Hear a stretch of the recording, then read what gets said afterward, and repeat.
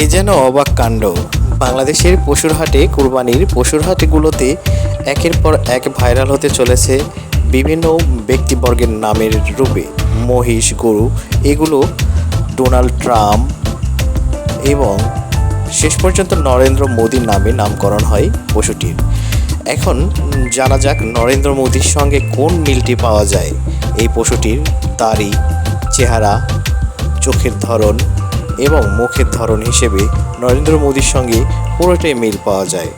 এই হিসেবে বাংলাদেশের নারায়ণগঞ্জের একজন খামারি তার পশুটির নাম দিয়ে দেয় নরেন্দ্র মোদী, আর এটাই এখন সোশ্যাল মিডিয়ায় ভাইরাল হিসেবে চলেছে।